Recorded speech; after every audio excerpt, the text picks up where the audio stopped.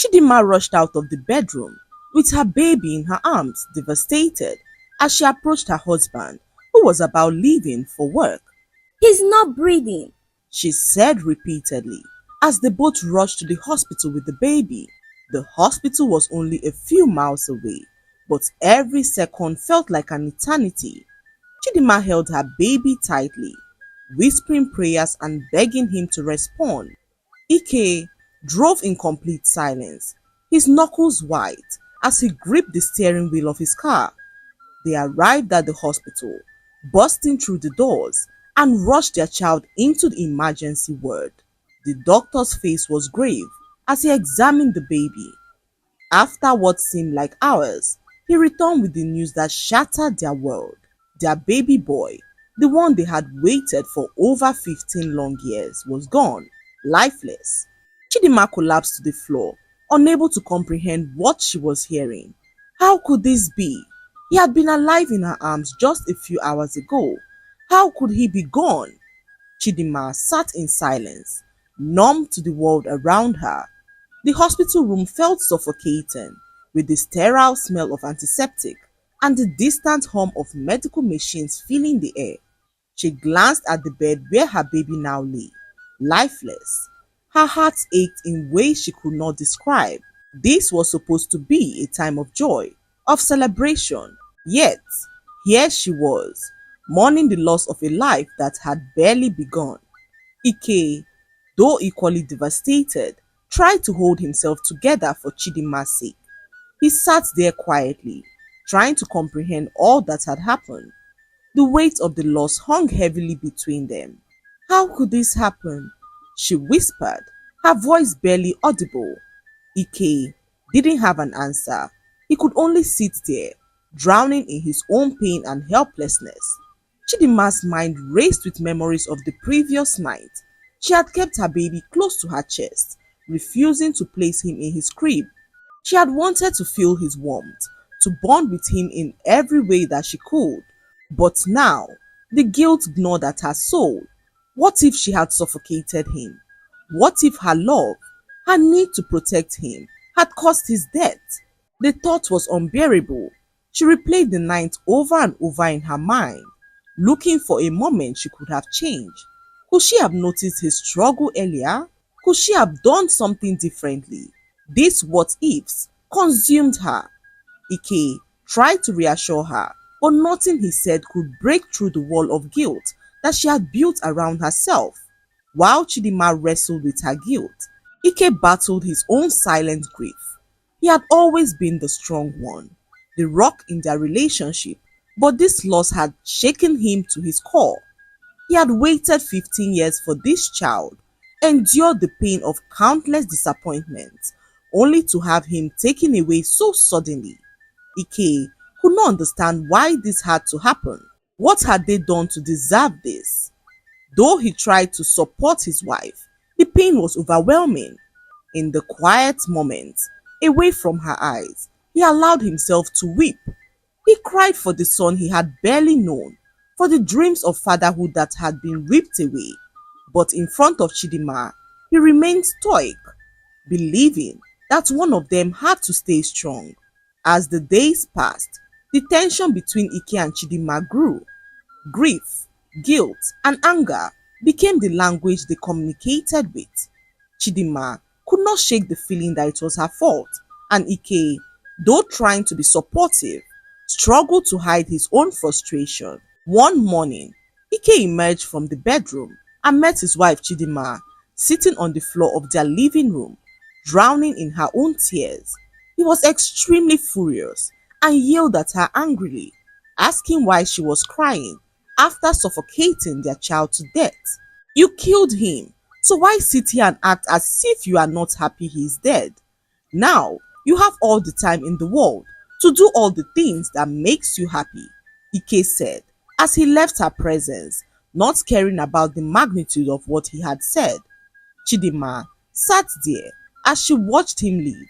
She could not believe that Ike could say such hurtful words to her in such a critical time. Ike did not return home that evening. The hours stretched on, filled with an unbearable silence. Chidinma could not move from the spot where she sat. Her tears long dried, her mind lost in a fog of grief. She kept replaying Ike's words over and over. You killed him. Now you have all the time in the world to do all the things that make you happy. How could he believe she wanted this? As night fell, the emptiness of their home became overwhelming. The house that had once been filled with dreams and laughter and new beginnings now felt like a tomb. Every corner seemed to mock her with reminders of the life that had been snuffed out too soon. The crib, still sitting untouched in the nursery, was a constant reminder of her failure. She had wanted to be the perfect mother, but now all she had was the crushing weight of her loss. Ike's absence only deepened the void. When he finally returned home late that night, he didn't speak to her. He walked past her as though she wasn't even there. Chidinma watched him retreat into the bedroom, her heart breaking all over again. She knew they needed to talk, but the words felt too heavy, too painful to voice. So, the silence between them grew, thick with grief and anger, both unsure of how to bridge the gap that had opened up between them. Days passed, and the distance between Ike and Chidinma only grew. They lived in the same house, but it felt as though they were worlds apart. Ike avoided her as much as possible, burying himself in work or leaving the house for hours on end. Chidinma, on the other hand, spent her days locked in the nursery, holding on to the baby's clothes and staring at the crib that would never be used. The guilt consumed her. She had failed her child, and now she was losing her husband too. She wanted to reach out to him, to explain that she never meant for any of this to happen, but every time she tried, the words stuck in her throat. What if he truly believed it was her fault? What if he could never forgive her? The house, once filled with the anticipation of new life, was now suffocating under the weight of sorrow. Every day felt like a battle to survive the pain, and every night Chidinma cried herself to sleep, her arms aching for the child she would never hold again. While Chidinma struggled with her guilt, Ike was drowning in his own anger.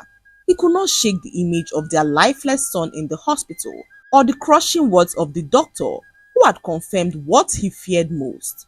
His anger was a storm inside of him, building and building with nowhere else to go. He blamed himself for not checking on them during the night, but more than that, he blamed Chidinma.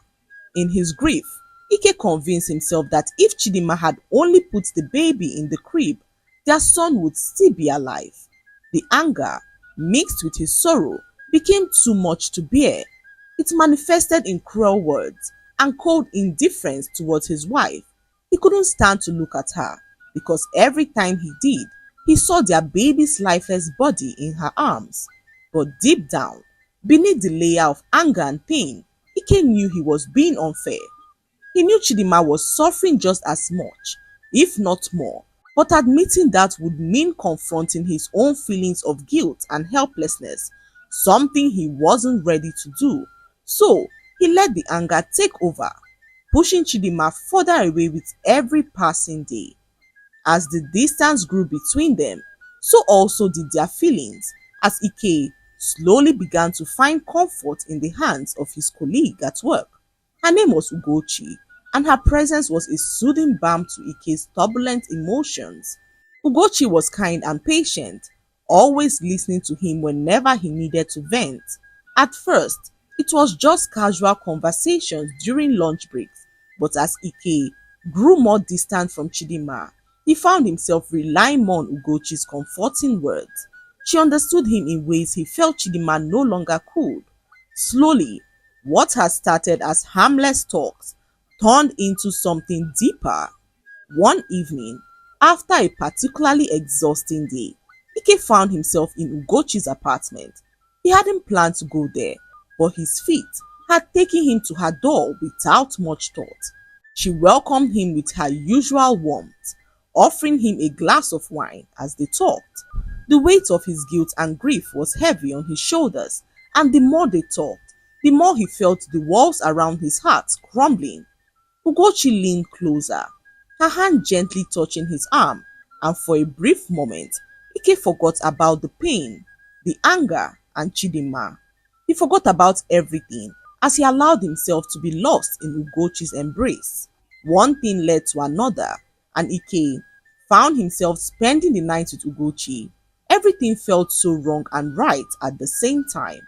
Ike felt so guilty for the pain this would cause to his wife, but the happiness he felt in his heart was one he hadn't felt in a very long time.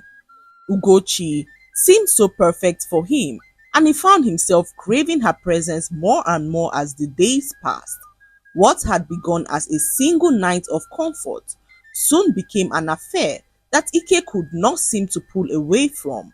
He knew it was wrong, that he was betraying Chidima even further, but in Ugochi's arms, he felt a fleeting sense of peace that he hadn't experienced in months. Ugochi, on her part, had grown fond of Ike.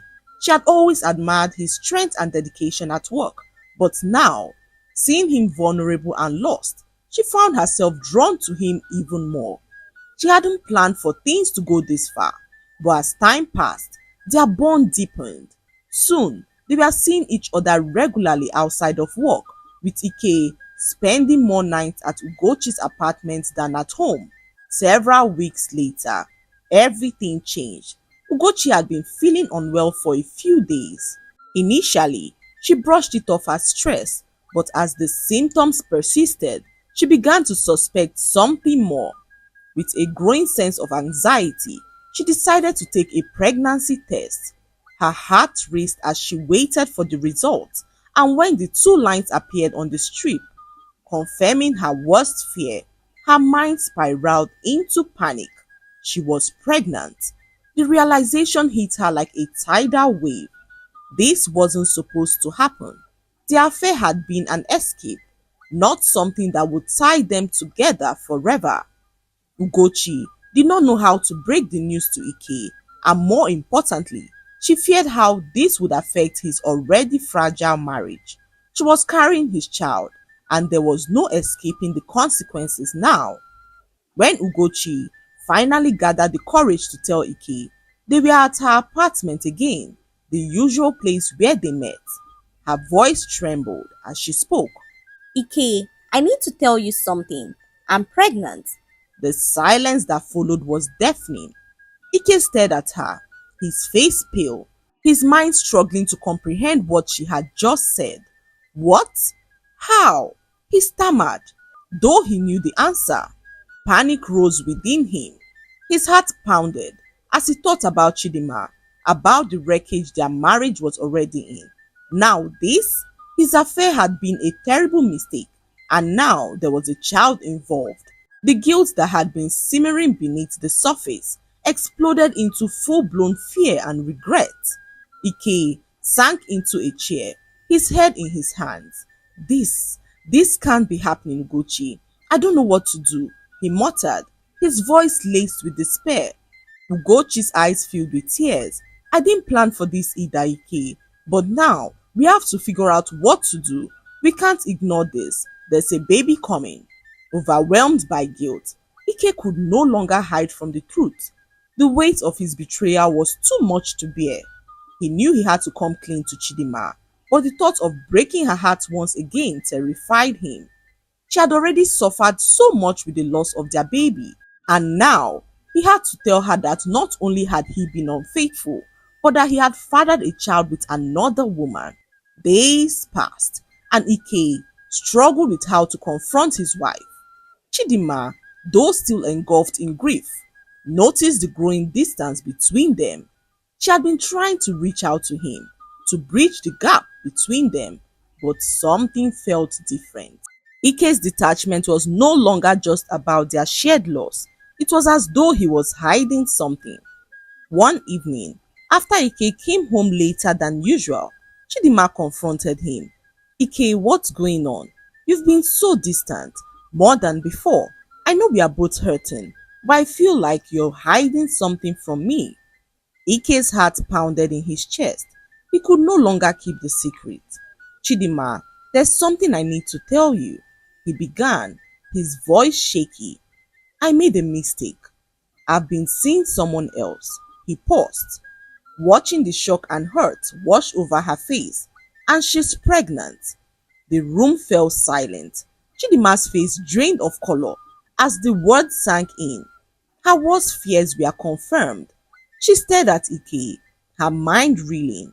It felt like the ground beneath her had been ripped away. After everything they had been through, this was the final blow. Chidima was so bitter to hear this. She locked herself up in her room and cried her eyes out. Chidima could not believe that the man she had built her life with, the man she had shared the deepest moments of her grief with, had betrayed her in such a cruel way. Her heart was shattered into a million pieces, and the weight of the betrayal crushed her soul. After the death of their child, she thought they would walk through their pain together, but now everything was crumbling around her. Days passed, and Chidima avoided Ike, barely speaking to him. She locked herself away in her grief and pain, unwilling to confront the reality of the situation. Ike, on the other hand, was drowning in guilt and confusion. The affair with Ugochi, which had started as a means of escape, had now become a nightmare, one he couldn't easily wake from. Then, everything took a strange turn. When Ike's mother came to visit, she noticed the tension between her son and his wife and could not help but ask them why. Chidima broke down in tears and narrated the pain and betrayal she had endured, the affair of her husband, and the pregnancy of his mistress. Shocked at the news, Ike's mother requested to know who the woman was. She was so delighted to hear of the pregnancy and looked forward to having another grandchild. Chidima could not believe what was happening. Her mother-in-law, who she believed had her best interests at heart, was now excited at the news of another woman carrying her son's child. She spoke to her son Ike, advising him to marry the woman with his child, saying that no grandchild of hers would be labeled a bastard. Ike, torn between his guilt and his mother's firm stance, could not find the words to respond. His wife Chidima, still overwhelmed with shock and despair, could hardly believe what was happening to her life. The thought of her husband's mistress Ugochi moving into their home made her feel suffocated, as though her last grip on her marriage was slipping through her fingers. But Mama Ike was relentless. Within days, Ugochi moved into Ike and Chidima's home under the guise that she needed proper care during her pregnancy. Ike's mother took complete control, and Chidima found herself increasingly isolated in her own home. Her husband's mistress was now living in her home, and Chidima watched in disbelief as her mother-in-law cared for her son's mistress, not minding how this affected his wife Chidima, who had still not gotten over the death of her child. Seeing Ugochi in her home constantly reminded her of that which she had lost. Chidima tried all she could to ignore, but Ugochi always had a way to get under her skin. One morning, Chidima woke up to realize that her baby's nursery had been cleared out. Ugochi packed up all the baby items in a box and burnt them, saying that the items were occupying the space that she needed to set up her own baby's nursery. Chidima stood frozen in shock when she saw the empty room. The once vibrant space where she had envisioned her son growing up was now a hollow shell. The memories of her lost child were being erased, and the painful reality crushed her spirit even more. Ugochi's presence in the house grew more oppressive each day. Mama Ike supported Ugochi's every decision, and soon Ugochi began acting like she was the rightful wife in the home. She redecorated the living room, claiming the house needed to reflect a mother's touch. Chidima watched in silence, unable to protest, as every piece of the home she had built was slowly replaced or removed. At one point, Ugochi took Chidima's favorite chair and had it moved out of the living room, saying that it was too old-fashioned. We need something modern now that there's going to be a baby in the house. she said to Ike, who seemed so indifferent about it. Chidima clenched her fist, holding back her tears. The house she had once found comfort in was now gradually becoming alien to her. One evening, during a family dinner, Ugochi decided to take her place at the head of the table, a spot Chidima had always reserved for her husband Ike. When Chidima entered the dining room and saw Ugochi sitting there, she felt a pang of anger. "That's Ike's seat," Chidima said quietly, trying to keep her voice steady. Ugochi laughed lightly. "Oh, Chidima, don't be so traditional. Ike doesn't mind, do you, Ike?" she said with a smile, looking towards Ike, who remained silent, his eyes avoiding Chidima's gaze.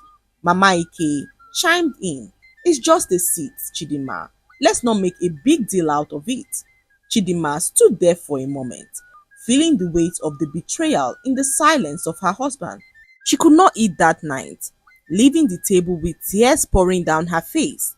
Immediately she ran into her room to cry. She overheard a conversation that shattered her completely.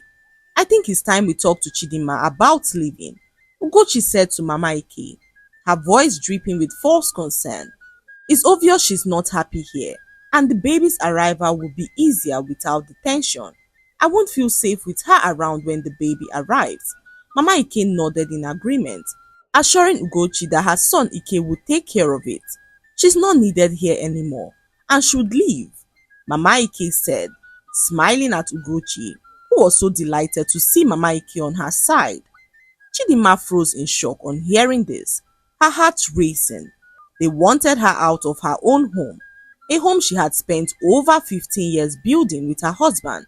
She had already lost her child, and now she was losing her husband, her home, and her dignity. The pain was too much to bear, and Chidima could not let that happen. That night, just as Ugochi was about changing into her night dress, Mama Ike approached her to see how she was doing. Immediately she set her eyes on her. She froze in shock for a few seconds and walked out of the room. This was so shocking to Ugochi, who wondered why she acted in such a way. When morning came, Ike's mother informed Ugochi that they were all going to visit her parents. Ugochi was over the moon to realize that her dreams were finally becoming a reality. She could not wait to be legally married to Ike and was willing to do anything to achieve this. "Do your parents know that you are pregnant for my son?" she asked Ugochi, who informed her that her parents were not aware of the pregnancy. Ike's mother froze for some minutes and called on Ike, informing him that they had to go see Ugochi's parents. "Mama, why? What do you need to see them for?" Ike asked his mother, who ignored his questions and insisted that they had to go see them. Chidima, still locked up in her room, could not help but overhear their conversation, her heart racing as she wondered why Ike's mother was insisting on seeing Ugochi's parents. Does she want her son to marry Ugochi? She thought to herself as she felt her temperature rise. How can Mama do this to me? Chidima thought to herself again as she heard the door close. Her mind raced with fear and anxiety as she listened through the door. The possibility that Ike's mother might push for a marriage between Ike and Ugochi filled her with dread. She had already lost her child, a child she waited and prayed for over 15 years. Now, she was at the brink of losing her husband to another woman. The thought was so unbearable as she felt powerless, locked in her own grief and confusion. Meanwhile, Ike's mother insisted on accompanying Ugochi and Ike to see Ugochi's parents. Ugochi, though hesitant, had no choice but to agree. She was low-key happy to see this happen, knowing how deeply in love she was with Ike. However, she did everything possible to hide her excitement as they all drove to her father's house, which was less than an hour away. Ike sat there quietly as he drove, his mind wandering far and wide, searching for answers that seemed not to come. He kept stealing glances at his mother, hoping for an explanation, but his mother remained silent as they drove. When they arrived at Ugochi's family house, Ugochi's parents welcomed them in. although they were confused to see their daughter being escorted by some strangers. Mr. and Mrs. Odinaka were kind and hospitable people. They welcomed them in warmly and asked for the purpose of their visit. Ike's mother wasted no time getting to the point. Mr. Odinaka, she began, her voice steady but intense. Your daughter Ugochi is pregnant for my son. However, this is the list of the problem that brought me here. Ugochi's parents stared at Ike's mother in shock.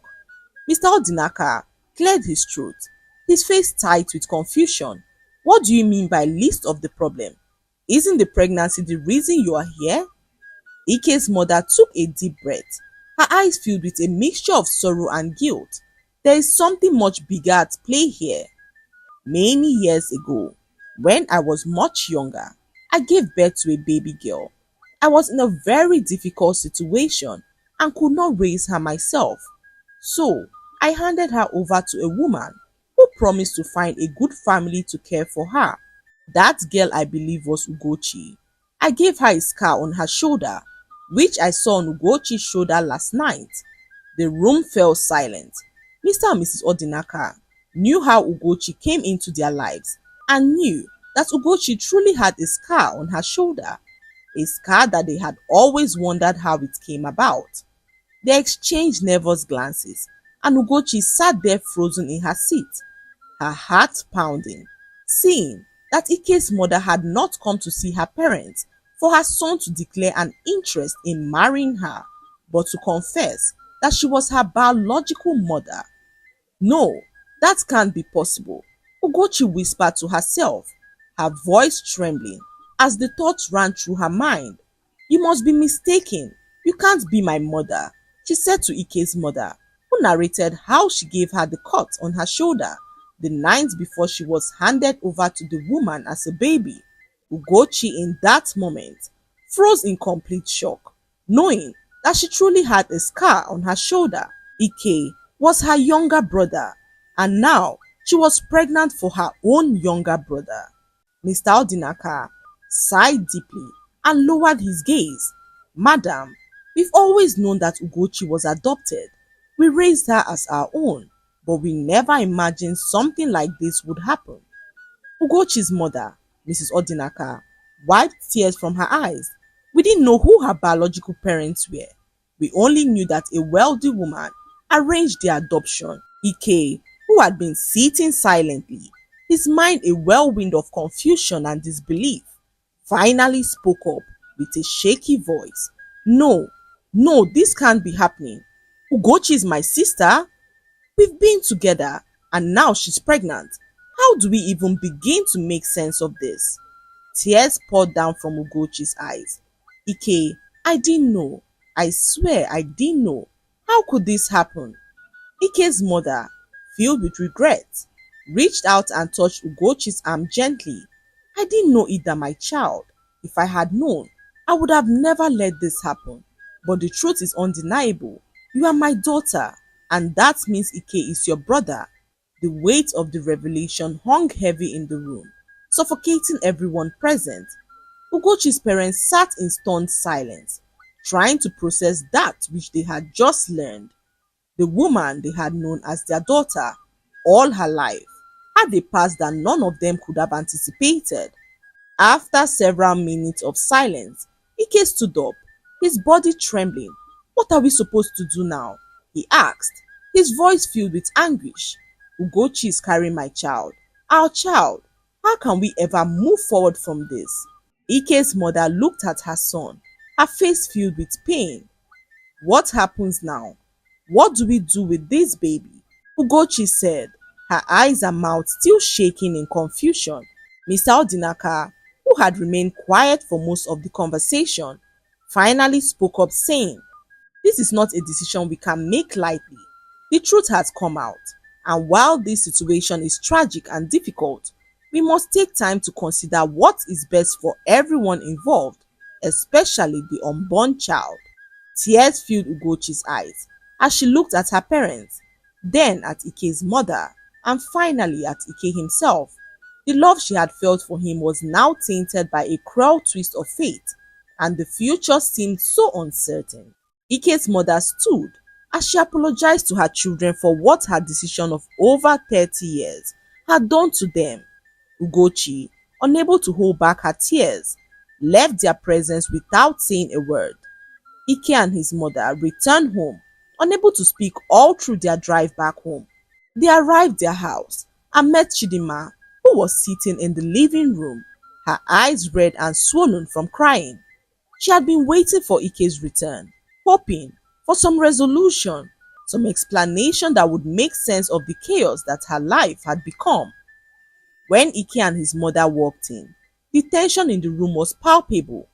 They sat in complete silence, still trying to comprehend all that had happened.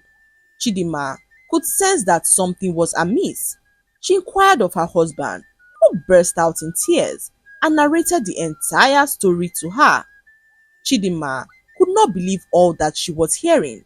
Her husband's mistress was his sister? Chidima's hand flew to her mouth as she tried to contain her shock, tears spilling down her face. How could this happen? She cried, her body shaking with the weight of it all. After everything we've been through, after losing our baby, how could this happen to us? Chidima cried out in despair. Ike, unable to look her in the eyes, sank into his chair, his head in his hands. I don't know. I don't know how to fix this, he said, his voice hollow. Everything feels broken beyond repair. For a while, the room was filled with nothing but the sound of quiet cries and the ticking of the clock on the wall. Then suddenly, Ugochi walked in, looking so broken and confused. She walked up to Chidima and began to apologize for all the terrible things that she did to her. Chidima could feel her anger rise. She could not believe how everything had turned out and how deep the betrayal had been. Chidima stared at Ugochi, her hands trembling as a surge of emotion welled up inside her. Anger, hurt, and sorrow. You burned my baby's things, Chidima whispered, her voice trembling. You took over my home, my marriage, and treated me like I was invisible. And now you're telling me that you're sorry? Ugochi, her eyes brimming with tears, nodded. I know, Chidima. I was wrong. I was so blinded by my own desires. I didn't care who I hurt. But I never knew Ike was my brother. I swear I didn't. And now, I don't even know how to make things right. I've destroyed everything. Chidima rose from her chair, her posture rigid with suppressed emotion. Destroyed everything? Yes, you have. But it's not just you. Ike, Mama Ike, all of you, you've all destroyed me. She paused, letting the weight of her words hang in the air before continuing. But what do you plan to do now, Ugochi? What are you going to do with the baby? Ugochi's face crumbled as fresh tears spilled from her eyes. I can't keep this child. Every time I think about it, all I see is the mistakes, the pain, the shame. How can I raise a child that will always remind me of this nightmare? I'm thinking I might terminate it. I don't see any other way. Chidima's eyes flashed with anger, and she stepped forward, her voice firm and resolute. No, you will not do that, Ugochi. This child is innocent. He didn't ask to be born into this mess, and he doesn't deserve to be discarded like it's some mistake. She pointed towards Ugochi, her voice rising. You might not be ready to love that child, but I will. I will take care of the baby, as if it were my own. Do you hear me? Ugochi stared at her, shocked by Chidima's words. You would do that? After everything I've done to you? You would raise this child? Chidima's expression softened, though the pain in her eyes remained. Yes, I would, because that child doesn't deserve to pay for your sins. I've already lost one child, Ugochi. I can't let another life be thrown away because of your mistakes. Ugochi's cries grew louder, her body shaking, as the weight of the situation finally crashed down on her. I'm so sorry, Chidima. I've been so horrible to you. I don't deserve your forgiveness, and I don't deserve to be a mother. Chidima sighed, her shoulders slumping. You're right, Ugochi. You don't deserve my forgiveness, But this isn't about you or me anymore. It's about that baby. And I'll make sure it has a chance at life, whether you are ready or not. The room fell silent as Ugochi wept, and for the first time, Chidima felt a strange sense of calm amidst the storm. It wasn't that the pain was gone, but a new purpose had begun to form within her. She had lost her own child, but maybe, just maybe, she could give this innocent life a chance to be loved. Ike watched the scenes unfold, his heart heavy with the guilt and shame. He had failed his wife, his family, and himself. Now, he saw a glimmer of hope in Chidima's strength. He approached her slowly, his voice barely above a whisper. Chidima, I don't deserve your grace. I've failed you in every possible way. But can we at least try to rebuild? I know it's broken, but I'll do anything to make it right. Chidima looked at Ike, her eyes filled with pain. I don't know, Ike. I don't know if we can ever be the same again. But I forgive you because that's what the Lord commands us to do. Mama Ike, I forgive you too because I still can't understand where I ever went wrong for you to have treated me in such a terrible way. Mama Ike broke down in tears, seeing how terribly she treated Chidima, who never deserved such form of treatment from her. Mama Ike, with tears streaming down her face, stood behind Chidima, her voice shaking with guilt. Chidima, my daughter, I don't know what came over me. I was blinded by my own selfish desires and my need to control. I'm so sorry for everything I've done, for how I treated you like an outsider in your own home. You've been nothing but good to Ike and to this family. Chidima stood there, staring at the older woman who had once been like a mother to her. Her heart was still heavy with pain, but seeing Mama Ike so broken softened something inside of her. It's okay, Mama. We cannot undo the past, but we can make sure we don't continue living in bitterness and hate. Mama Ike nodded, wiping her tears as she held onto Chidima's hand, grateful for the forgiveness she didn't think she deserved. Over the following days, Ugochi decided to move out of Ike and Chidima's home, returning to her parents to figure out the next steps for her life. She knew she had a long road ahead, but she was determined to build her life and do right by the child she was carrying. Chidima and Ike, on the other hand, started the slow and painful process to rebuild their marriage. They attended counseling together, prayed more than they had ever prayed before, and slowly began to heal the deep wounds they had both suffered. Though the road was long and filled with difficult conversations, they knew that with time, faith, and mutual effort, they could find their way back to each other. Months later, Chidima stood by Ugochi's side in the hospital as she gave birth to a baby boy.